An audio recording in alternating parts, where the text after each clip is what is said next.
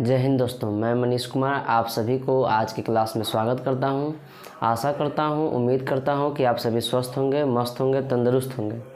जैसे कि हम लोग पिछले वीडियो में बात कर चुके हैं कि पिछले वीडियो में हम लोग कुछ प्रेजेंट इंडेफिनिट टेंस के जो एग्जाम्पल थे उसको बनाने की कोशिश किए थे और उसमें जो भी नियम कानून लग रहे थे उसको हम लोग सीखे थे। आज की इस वीडियो में हम लोग सभी जितने भी टेंसेज हैं, वो चाहे प्रेजेंट के होवे, पास्ट के होवे या फ्यूचर के होवे, उसमें किस तरह से एक्टिव से पैसिव चेंज किया जाता है उस सारे स्ट्रक्चर को देखेंगे।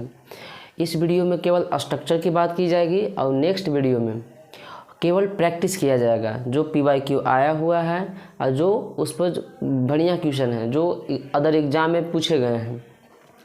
तो चलिए आज हम सभी जो स्ट्रक्चर है, किस तरह से टेंस का एक्टिव से पैसिव में परिवर्तन होता है, उन सभी स्ट्रक्चर को पारी करके एक करके देखते हैं। सबसे पहले यहाँ स्ट्रक्चर एन जो लिखा गया है वो टेंस लिखा गया है। यहाँ एक्टिव वॉइस का स्ट्रक्चर है ये, और एन तीर के बाद वाला एन जो स्ट्रक्चर है ये पूरा का पूरा पैसिव वॉइस का है। तो हम लोग पिछले वीडियो में कुछ वीडियो में जो है प्रेजेंट इंडेफिनिट टेंस को किस तरह से बदलना है एक्टिव से पैसिव ये देख लिए थे। तो आज हम लोग स्ट्रक्चर जो सीखने वाले हैं वो सबसे पहले है PR का मतलब है यहाँ पर प्रेजेंट, PR मतलब प्रेजेंट, C मतलब कंटिन्यूअस और T मतलब टेंस। यानी ये टेंस PRCT कह रहा है प्रेजेंट कंटिन्यूअस टेंस। तो प्रेजेंट कंटिन्यूअस टेंस का जो एक्टिव का स्ट्रक्चर होता है, हम शुरू में ही बता चुके हैं कि एक्टिव का स्ट्रक्चर उसी स्ट्रक्चर को कहा जाता है जो जनरली हम लोग टेंस में स्ट्रक्चर पढ़ते हैं। यानी टेंस का जो स्ट्रक्चर है वही का है एक्टिव का स्ट्रक्चर। तो आप देखिएगा तो प्रेजेंट कंटिन्यूअस टेंस का स्ट्रक्चर आपको पता होगा क्या होता है। पहले लिखा जाता है सब्जेक्ट, फिर आता है इज, एम, आर। और प्रेजेंट कंटिन्यूअस में काम कंटिन्यूअस है, जारी है, तो उसको दिखाने के लिए यूज किया जाता है बिफोर।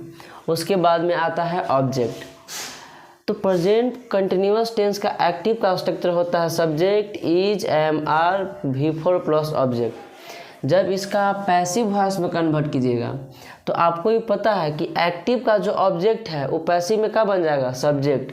तो ये जो यहाँ ऑब्जेक्ट लिखा गया है, किसका ऑब्जेक्ट, ये एक्टिव का ऑब्जेक्ट है।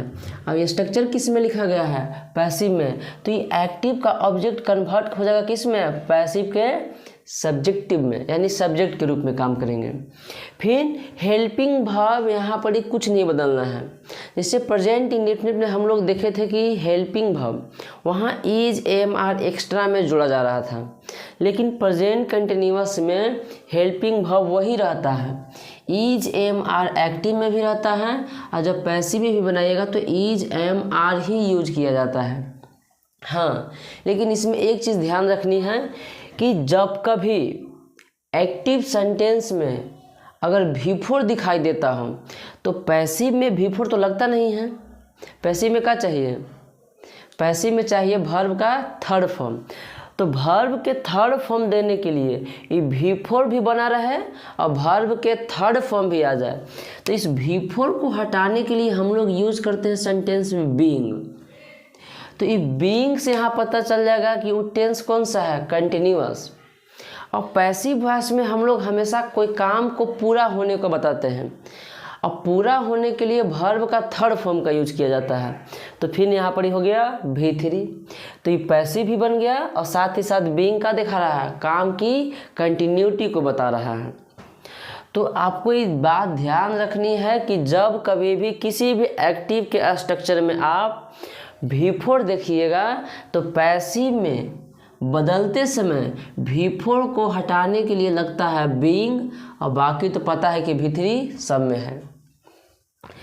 फिर उसके बाद ई है प्रीपोजिशन, PRE, इसका मतलब है कि प्रीपोजिशन।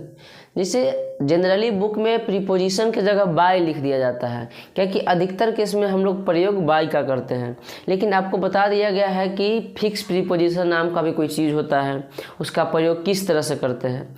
इसी चलते यहाँ पर ही प्रीपोजिशन लिखा गया है, क्या है कि वर्ब के अनुसार डिसाइड होगा कि वो प्रीपोजिशन बाय लेगा, कि फोर लेगा, कि टू लेगा, ध्यान रखना है। फिर प्रीपोजिशन के बाद ऑब्जेक्ट, ऑब्जेक्टिव केस होगा किसका, सब्जेक्ट का, तो किसका सब्जेक्ट, ये एक्टिव में जो सब्जेक्ट दिया गया है उसका क्या बन जाएगा, ये पैसिव में ऑब्जेक्ट बन जाएगा। फिर इसी तरह से next P R present perfect tense.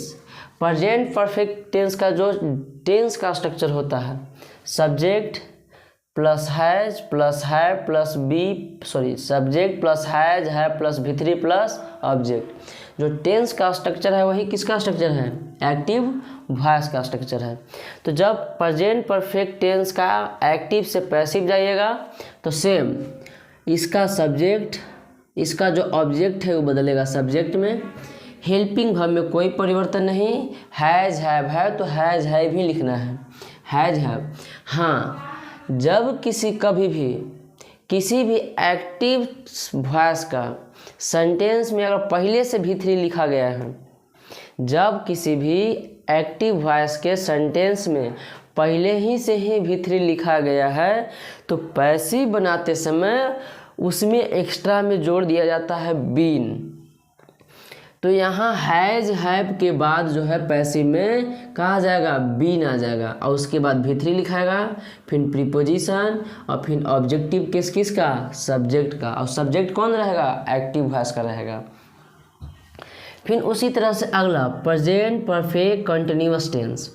Present perfect continuous tense का स्ट्रक्चर होता है subject has have plus been plus V4 plus object plus since या फोर और उसके बाद टाइम लिखाता है, टाइम के बताने वाले जो एलिमेंट्स हैं वो लिखे जाते हैं। तो जब आप इसका प्रेजेंट परफेक्ट कंटिन्यूअस टेंस का जब आप पैसिव वॉइस बनाइएगा तो कुछ नहीं, जो ऑब्जेक्ट है वो बन जाएगा सब्जेक्ट, हैज हैव बन जाएगा। इसमें बीन ऑलरेडी दिया गया है तो लिख दिए हैं, लेकिन अब देखिए यहाँ पर ही V4 है। अब हमें थोड़ा देर पहले बताएं कि जब कभी भी एक्टिव में आपको V4 दिखाई देवे तो पैसिव में बदलते समय V4 के लिए हम यूज करते हैं बीइंग।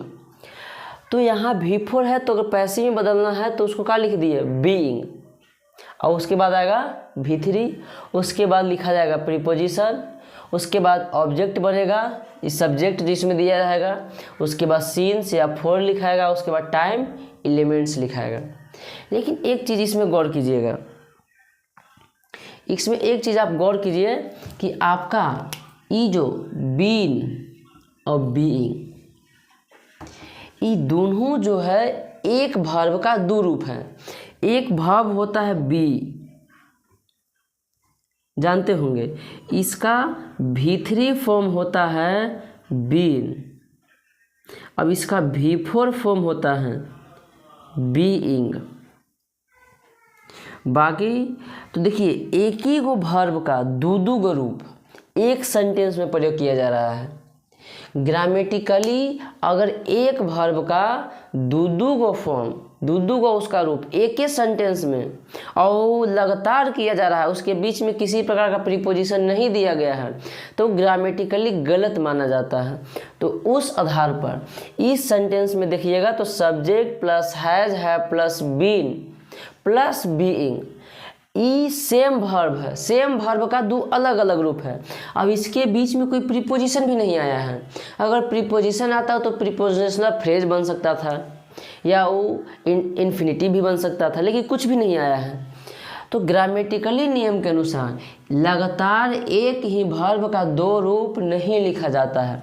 तो उस आधार पर आपका प्रेजेंट परफेक्ट कंटिन्यूअस टेंस का पैसिव वॉइस नहीं बनता है, क्योंकि एक ही वर्ब का दो रूप एक ही जगह आ जाता है। यहाँ V3 के रूप में आ गया है और यहाँ V4 के रूप में। इसी चलते वो चाहे प्रेजेंट परफेक्ट कंटिन्यूअस का बात कीजिएगा या पास्ट परफेक्ट कंटिन्यूअस का बात कीजिएगा या फ्यूचर परफेक्ट कंटिन्यूअस का बात कीजिएगा, ये तीनों टेंस में जो परफेक्ट कंटिन्यूअस टेंस का जो पैसिव वॉइस है वो बनता नहीं है। कारण यही है। फिर आगे बढ़ते हैं past indefinite tense. Past indefinite tense में एक अफर्मेटिव जो लिखा गया है, अब एक नेगेटिव। तो देखिए पास्ट इंडेफिनिट टेंस का जो अफर्मेटिव का स्ट्रक्चर होता है subject plus V2 plus object. जब इसको आप पैसिव में ले जाइएगा तो ये ऑब्जेक्ट है वो सब्जेक्ट बन जाएगा, ठीक उसी प्रकार से उसके बाद वाज वर लगता है।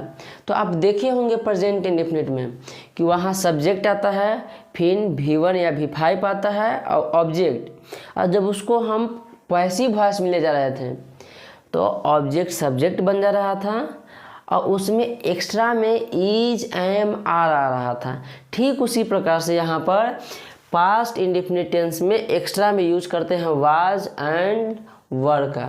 या तो आज वाज का प्रयोग कर लीजिए अकॉर्डिंग टू सब्जेक्ट, या आप प्रयोग करिए वर का। फिर उसके बाद लिखा जाता है V3, उसके बाद प्रीपोजिशन, उसके बाद ऑब्जेक्टिव केस, ये जो सब्जेक्ट दिया है उसका। ठीक उसी प्रकार से आपका इसका एक निगेटिव स्ट्रक्चर भी होता है, subject plus did note plus V1 plus object. तो इसका जो पैसिव वॉइस है उसमें कुछ नहीं करना है, बस इस V3 से पहले क्या लगा देना है, नोट। तो इसका जो पैसिव वॉइस है वो बनता है सब्जेक्ट ऑब्जेक्ट का वाज वर और एक्स्ट्रा में जुड़ जाएगा नोट। अब जस्ट के तस V3 प्रीपोजिशन और ऑब्जेक्ट। फिर उसके बाद PCT past continuous tense. Past continuous tense का जो स्ट्रक्चर होता है एक्टिव का subject plus was were plus V4 plus object. इसका जब पैसिव वॉइस बनाइएगा तो आपका जो ऑब्जेक्ट है एक्टिव का वो पैसिव में सब्जेक्ट बन जाएगा, हेल्पिंग वर्ब जस्ट का तस। और अभी थोड़ा देर पहले बताएं कि जहाँ भी V4 दिखाई देगा पैसिव में बदलते समय हम उसको क्या करेंगे, एक्स्ट्रा जोड़ेंगे का चीज़ में, बीइंग को जोड़ देंगे। जब भी V4 दिखाई देवे पैसिव बनाते समय उसमें एक्स्ट्रा में क्या जोड़ देंगे, बीइंग। या अगर कोई पैसिव में दिखाई देवे बीइंग तो उसका एक्टिव कहाँ बनेगा, कंटिन्यूअस में ही बनेगा। ये भी बात ध्यान रखनी है। उल्टा भी, यानी यहाँ बीइंग लगेगा, फिर V3, फिर प्रीपोजिशन आएगा और फिर आपका जो एक्टिव का सब्जेक्ट है वो पैसिव का ऑब्जेक्टिव केस में कन्वर्ट हो जाएगा। फिर आगे PPT पास्ट परफेक्ट टेंस। तो पास्ट परफेक्ट टेंस का स्ट्रक्चर होता है subject plus had plus V3 plus object. अब देखिए ये जो एक्टिव का स्ट्रक्चर उसमें V3 ऑलरेडी पहले से है, तो जब एक्टिव में V3 ऑलरेडी पहले है तो पैसिव में एक्स्ट्रा में क्या लगा देंगे, केवल बीन। तो इसका हो जाएगा यहाँ सब्जेक्ट ऑब्जेक्ट का हैड जस्ट के तस, एक्स्ट्रा में क्या जुड़ जाएगा, बीन। फिर V3 प्रीपोजिशन ऑब्जेक्ट का सब्जेक्ट।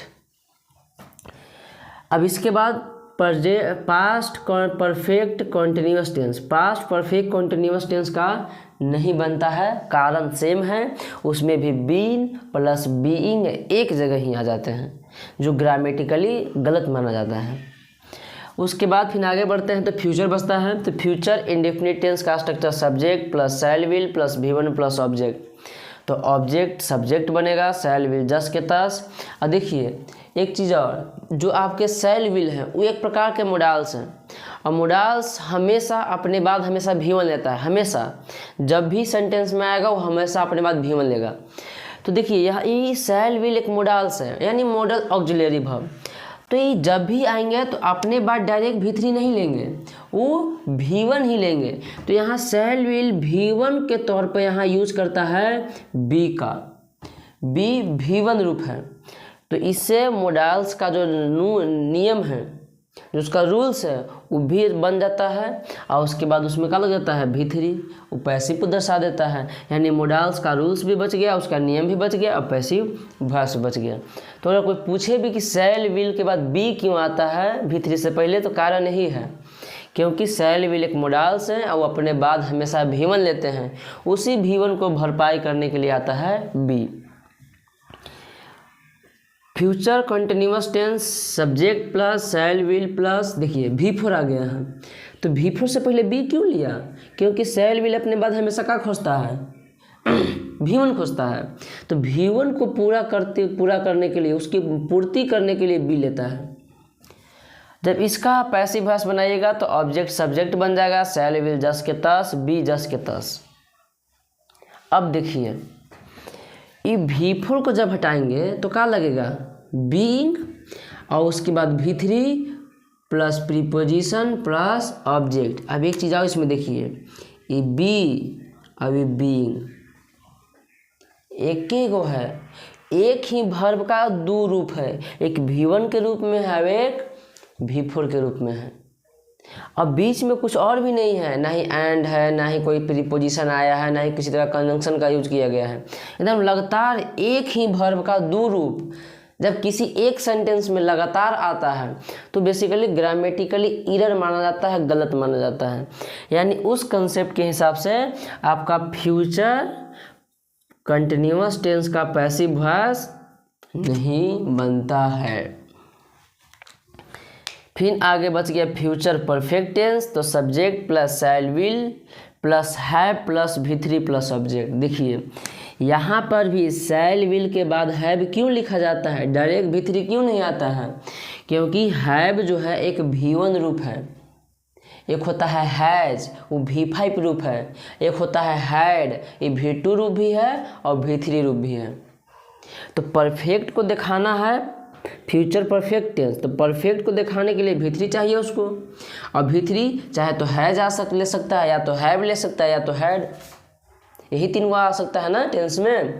तो ये हैव लेता है क्योंकि शैल विल एक मोडाल्स है और मोडाल्स को अपने बाद क्या चाहिए V1, और हैज हैड हैव में से केवल का है V1 के रूप में हैव, इसीलिए यहाँ हैव आता है। तो ये सब छोटी छोटी बातें हैं जो आपको ध्यान रखनी है। जब इसका आप पैसिव वॉइस बनाइएगा तो ऑब्जेक्ट सब्जेक्ट बन जाएगा, शैल विल जस के तस, हैव भी जस के तस। अब यहाँ देखिए ये V3 है, जब भी एक्टिव वॉइस में V3 दिखाई देवे तो पैसिव में एक्स्ट्रा में क्या जोड़ते हैं, बीन जोड़ते हैं।